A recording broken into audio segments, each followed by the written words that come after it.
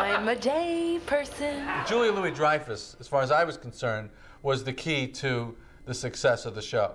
The rare type of comedian who is sexy and cute and funny all at the same time. Very hard to find that combination. I remember when I saw her on Saturday Night Live, she didn't get to do too much on Saturday Night Live, but when I saw her, I said, boy, that's a person that should be a star, because she, you know, has all these qualities that are so rare in a comedian. Why'd you have a fake? Of course. Really? You fake? On occasion. And the guy never knows? Yeah. How can he not know that? Because I was good. I guess after that many beers, he's probably a little groggy anyway. You didn't know. What's that? You didn't know. Are you saying? I think I'll have a piece of cake. With me? Well. You faked with me? Yeah. You faked with me? Yes. No. Yes. You faked it? I faked it. That whole thing, the whole production, it was all an act. Not bad, huh? What about the breathing, the panting, the moaning, the screaming? Fake, fake, fake, fake. Larry had a great word for her. He said that she gives the show luster. And I thought, that's a great word for what she... And she did. She was like the pearl that smoothed over all this kind of rough, kind of low-minded behavior of the other three characters. I think I'll get going. Stick around a while. It's early. We'll order Chinese. Before they picked up the 4 episodes, NBC wanted to add an ongoing character that would be a female character, you know, to play with the 3 boys. We only had really 3 characters. Right. You know, and we thought, oh, one more couldn't hurt. Right. So it looked like a TV show. Yeah, right. They made, you know, 2 substantial changes between the pilot and the next 4 episodes. One was the character, the waitress that Lee Garlington played at the coffee shop, was in essence supposed to be the 4th character. Decaf, you sure this is decaf? Where's the orange indicator? It's missing. I have to do it in my head. Decaf left, regular right. Decaf left, regular right. And Lee came in one day having rewritten her big scene and handed it in to Larry. And, you know, in her defense, she had no idea how awful a mistake that was. You know, her days were numbered from that point on. But it was probably a good cut. I don't know that being tied to a waitress in the coffee shop would have meant much. But the other big change was the addition of this character of Elaine. Women were flooding into our offices every day. They must have seen scores of women for the part. And I used to watch Jerry and the various ladies come in and read, come in and read. They were not seeing anybody that they really felt rang their bell. Then I mentioned Julia, who I had worked with on my 1 season at Saturday Night Live. I had an overall deal with Warner Brothers Television to create my own show. February 1st of that year, she became available. The day after I got out of the deal, quite literally, I got these 4 scripts were sent to me by my agent, and I read them, and I saw that they'd been written by Larry, and of course I knew Larry, and I thought it was really incredible writing. It was really different than sitcoms were being written right then. But the part wasn't very big. And so it was kind of a, well, I don't know, because it wasn't a big part at all. But I really did think that the writing was such a cut above that I was intrigued. I called, orchestrated a meeting. We had her in to go in and meet with Jerry and Larry. Jerry came in, and I remember he was eating a bowl of cereal. And I thought, oh yeah, I sort of recognize that guy. And I saw Larry, and that was nice to see Larry, and it was very relaxed. So Jerry and Julia and I met in my office and talked for about a half hour.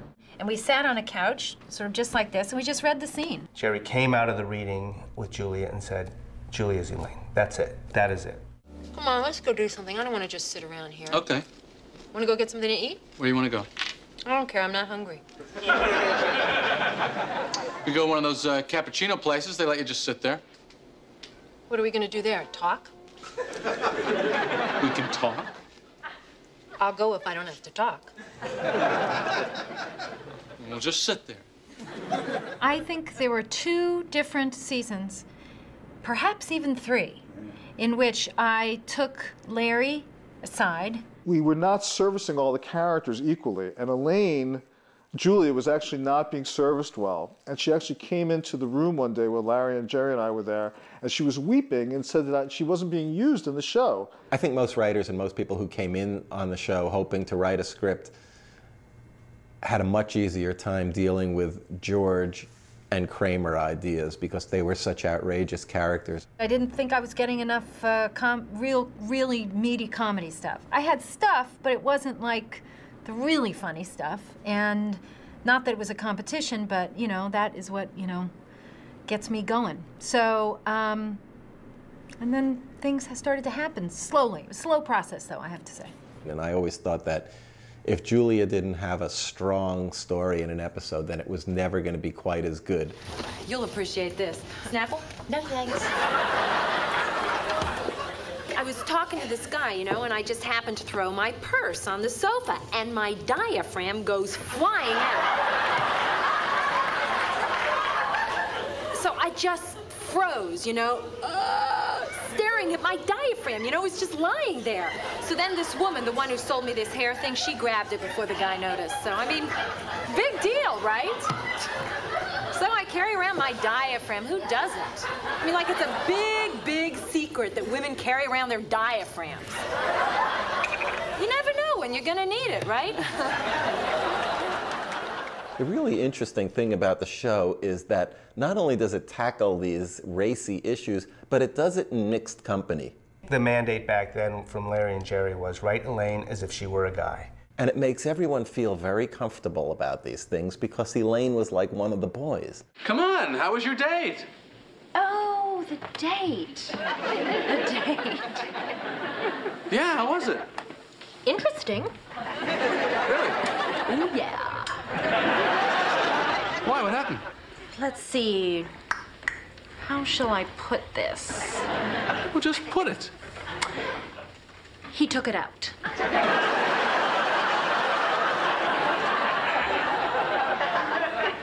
He what?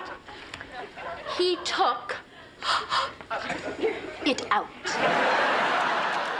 Julia is the best comic actress that I've worked with. She had the combination of a face that the camera just loved. Beautiful, beautiful face. But she had the courage to twist it in any direction that she wanted to. She wasn't afraid to be unattractive. She's foaming at the mouth! And not only that, her physicality, as evidenced by the dance, the famous dance. I mean, we were whining, we were dining, we were dancing. She's very courageous that she would take that chance to be, you know, physically unattractive. Here, put your pants on. What's the big deal? If we don't make it, I'll just go tomorrow or the next day. Oh, you have your ticket. You have to go now. We'll never make it.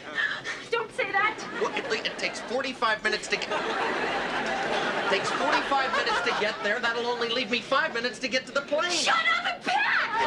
And then what if I don't make the plane? You'll have already left. Then what do I do? You're talking too much. Where's my sweater? What? My brown sweater. What sweater? My brown sweater. Gosh, you didn't bring a brown sweater. I got a brown sweater. Here, you want a sweater? You want a brown sweater? You got a brown sweater. It's not mine. I can't take your sweater. It's brown! I never saw a process with Julia when she worked. She just did it. She was very comfortable and she just let it swing. You know, you could never predict the way Julia was going to read lines. Well, she brought just tons to the character that wasn't on the page. All I know is he doesn't like games and he doesn't play games. You know, he has too much character and integrity. Uh-huh. And what is his stand on abortion?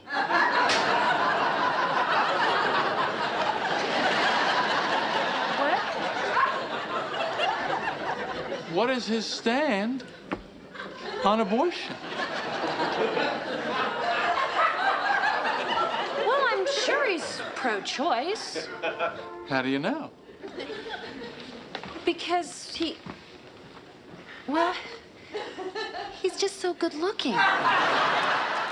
We would always go late shooting, and if it got past 10 o'clock, I was no good. I'm an early person to bed, and I get very, very laughy after 10 o'clock. You know, the only reason I'm doing this is because you went with Audrey to the hospital. Oh, there's no point in going. Julie is laughing. Okay, can we go? No, yes. she's laughing right yes. now. We can go. Okay. Go ahead, waste everyone's time. Okay, here we go.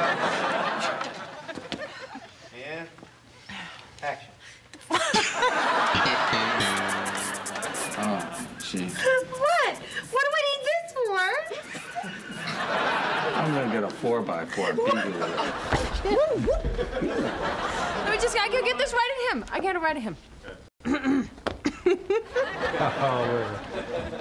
No, I'm sorry. I promise I get it. I'm sorry. The only camera left is the video assist. Everything else is gone.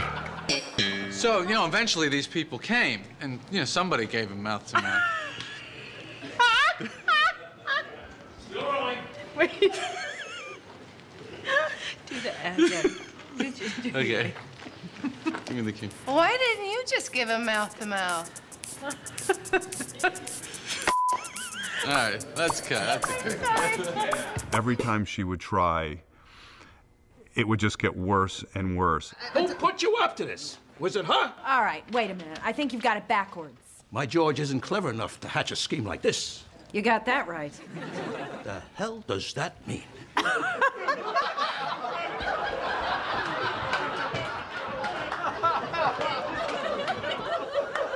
What the hell does that... Come on. Okay, let's go. Let's go. That means whatever the hell you want it to mean. You're saying you want a piece of me?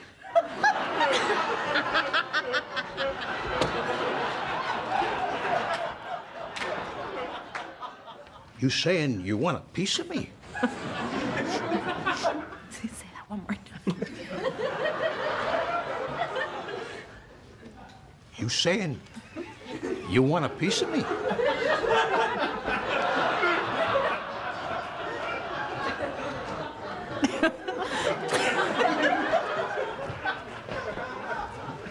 You saying you want a piece of me? I can drop you like a bag of dirt. You want a piece of me? You got it! Ah! We had another great outtake run, also involving Julia Louis-Dreyfus and Jerry Stiller. I told all my friends about it. Everybody knows. I stopped short. I'm sorry. Jerry, I'm Sorry, babe. sorry. No. That was another example of when I couldn't get through it. When he fell and he made that scream. He went up his head. Oh, I still can't believe how funny that was. Anyway, I can't talk about that. It's gonna kill me. Ah, this is terrible. Fat. That's good. All right. I'm fine. Hey, Still rolling. oh, she's rolling. It's the blooper. Okay, go. There we go. Okay, go. All right. Go. Yeah, she's. Yeah, I'm eating alive. Okay. Okay, go. Come on. We won an Emmy, you know. Yeah, but I didn't. Yeah. Come on. And the Emmy goes to Julia Louis-Dreyfus.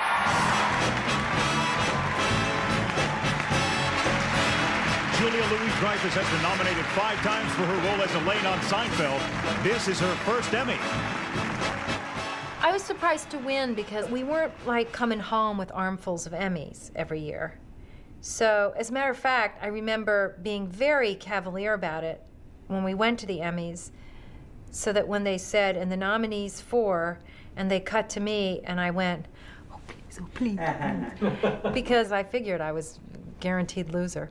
A lot of people say that our show is about nothing, but of course it's been about plenty of something for me. And it's been the greatest job of my life, and I am so grateful to Jerry Seinfeld and Larry David and Jason Alexander and Michael Richards and Andy Ackerman and all of our writers and Castle Rock and Glenn Padnick and NBC and my wonderful husband, Brad Hall, and my beautiful son, Henry, and my parents who are here tonight. Thanks for raising me. I really appreciate it. And to Bill Melamed, and to all of you, thanks very much. When I think about making the show, I really think about how much we laughed. That's actually something we all shared. We all enjoyed making each other laugh and then laughing and not being able to keep it together and not being able to get through a take. And we enjoyed the process very much. I miss that part of it a lot.